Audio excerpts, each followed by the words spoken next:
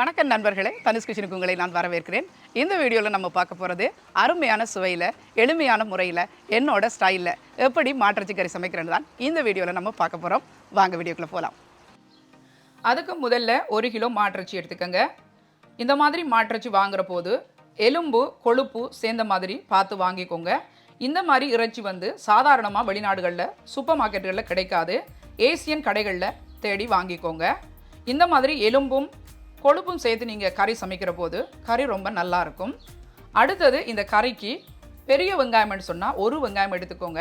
Medium வெங்காயம்னு சொன்னால் 1.5 வெங்காயம் எடுத்துக்கோங்க. தேவையான கறிவேப்பிலை எடுத்துக்கோங்க. நான் இதில் 3 அளவுக்கு கருவேப்பிலை எடுத்துருக்கிறேன்.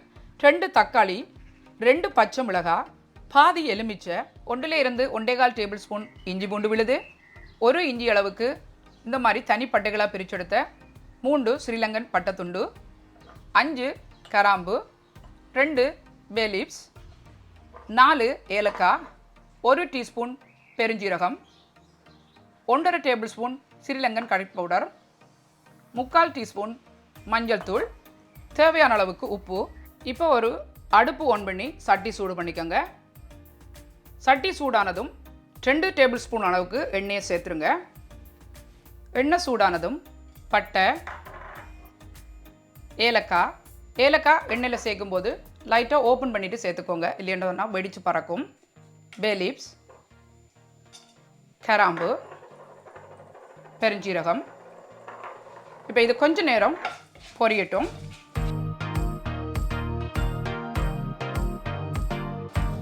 ஒரு 40 செகண்ட்ஸ் இது வதங்கினதும் இதில் வெங்காயம் பச்சை மிளகாய் சேர்த்துருங்க.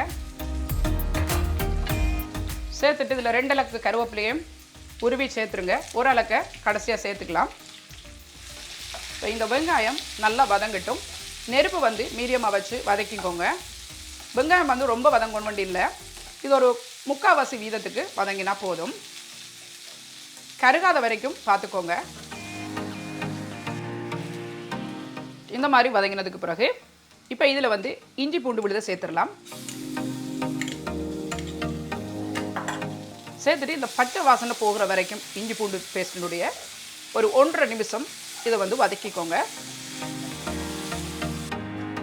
இப்போ இந்த மாதிரி பச்சை வாசனை போகும் வரைக்கும் வதக்கினதுக்கு பிறகு இப்போ இதில் இறைச்சியை சேர்த்துடலாம். சேர்த்துட்டு இப்போ இந்த இறைச்சிக்கு தேவையான அளவுக்கு உப்பு சேர்த்துக்கோங்க.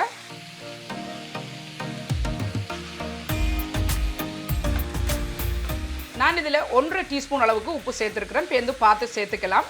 இப்போ இந்த உப்பு சேர்ற வரைக்கும் நல்லா கலந்து விட்டுக்கோங்க. இந்த மாதிரி கலந்துட்டு ஒரு 2 நிமிஷம் இப்படியே நல்லா வதங்கட்டும் விட்டுருங்க. 2 நிமிஷம் கழித்து ஒரு விஷயம் நல்லா கலந்து விட்டுக்கோங்க.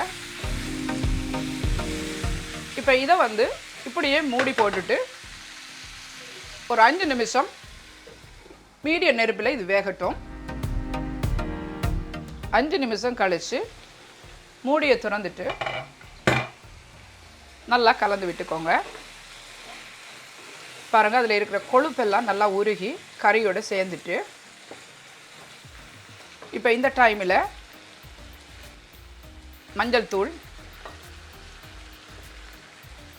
1 மேசக்கரண்டி, மிளகாத்தூள் தலை தட்டி எடுத்தீங்கன்னா 2 மேசக்கரண்டி எடுத்துக்கலாம். ஆனால் நான் ஃபுல்லாக எடுத்தபடியாக 1 மேசக்கரண்டி அளவுக்கு ஸ்ரீலங்கன் கறி பவுடர் எடுத்துருக்கிறேன். அதையும் சேர்த்துட்டு இப்போ கூட தக்காளியையும் சேர்த்துருங்க. சேர்த்துட்டு இதை நல்லா கலந்து விட்டுக்கோங்க. காரம் இந்த அளவுக்கு தான் சேர்க்கணுமெண்டு இல்லை. இப்போ உங்களுடைய விருப்பத்துக்கு ஏற்பவும் நீங்கள் காரத்தை குறைச்சி கூட்டி சேர்த்துக்கலாம். தேவைன்னு சொன்னால் கொஞ்சம் மிளகுத்தூள் கூட சேர்த்துக்கலாம். ஆனால் நான் இதில் மிளகுத்தூள் சேர்த்துக்க போகிறது இல்லை. இப்போ இந்த மாதிரி கலந்ததுக்கு பிறகு 3 கப், அதாவது 750 ml தண்ணி சேர்த்துருங்க. உங்களுக்கு கிரேவி அதிகமாக தேவைன்னு சொன்னால் கொஞ்சம் கூடவே தண்ணி சேர்த்துக்கலாம். சேர்த்துட்டு இப்போ இதை நல்லா கலந்து விட்டுட்டு இந்த கறி கொஞ்சம் கொதிக்கட்டும். கொதிச்சதுக்கு பிறகு நம்ம மூடி போட்டுட்டு ஒரு 1 ஹவருக்கு அதை நம்ம திறக்காமல் அப்படியே நீங்கள் குறைஞ்ச நெருப்பில் வேக வச்சுருங்க. நீங்கள் கவலைப்படவே தேவையில்லை. எந்த ஒரு அடிப்பிடிச்சோ அல்லது எதுவுமே எரிஞ்சு கிரிஞ்சு எதுவுமே செய்யாது. நீங்கள் தைரியமாக நல்ல குறைஞ்ச நெருப்பில் 1 ஹவருக்கு நீங்கள் வேக விட்டுருங்க. இப்போ பாருங்கள், கறி இந்த மாதிரி கொதிச்சதுக்கு பிறகு மூடியை போட்டுட்டு நான் சொன்ன மாதிரியே நல்லா நெருப்பை குறைச்சிருங்க. 1 ஹவருக்கு அப்படியே மூடி போட்டு வேக வச்சுருங்க. இடைக்கிட ஒரு 10 அல்லது 20 நிமிஷத்துக்கு ஒருக்கா திறந்துட்டு ஒரு விசம் நல்லா கலந்துட்டு திருப்பி மூடி விட்டுருங்க. இப்போ பாருங்கள் 1 மணித்தியால நல்லா இறைச்சி வெந்துருச்சு. இப்போ மூடியை திறந்துட்டு எல்லாத்தையும் நல்லா கலந்து விட்டுக்கோங்க. இப்போ இதில் மிதக்கிறதெல்லாம் இந்த இறைச்சியில் வந்த கொழுப்பு. இப்போ நெருப்பை வந்து இப்போ நீங்கள் அதிகரிச்சுட்டு ஒரு 5 மினிட்ஸுக்கு இந்த மாதிரி திறந்தபடியே வற்ற வைங்க. உங்களுக்கு கிரேவி தேவைன்னு சொன்னால் நீங்கள் கிரேவிக்கு ஏற்ற மாதிரி வற்ற வச்சுக்கோங்க.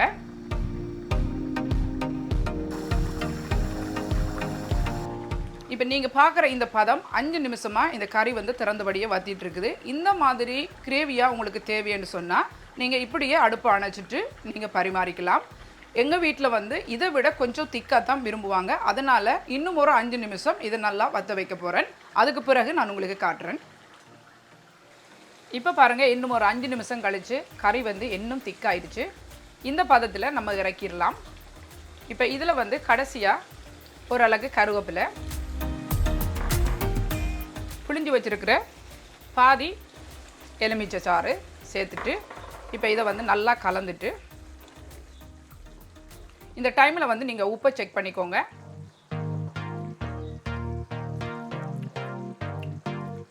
உப்பெல்லாம் கரெக்டாக இருக்குது. இப்போ வந்து அடுப்பை அணைச்சிட்டு பரிமாறிக்கலாம்.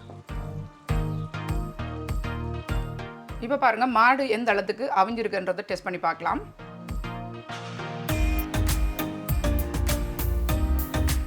பாருங்கள் எவ்வளோ சூப்பராக அவிஞ்சிருக்குது.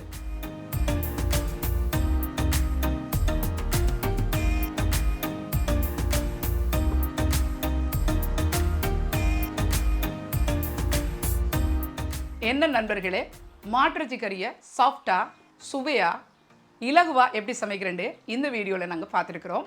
இந்த வீடியோ உங்களுக்கு பிடிச்சிருந்தா லைக் பண்ணுங்கள், ஷேர் பண்ணுங்கள், மறக்காமல் தனுஷ் குசினுக்கு சப்ஸ்கிரைப் பண்ணுங்கள். மீண்டும் இது போன்ற இன்னும் ஒரு சமையல் குறிப்புடன் உங்களை சந்திக்கும் வரை உங்களிடமிருந்து விடைபெறுவது தனு.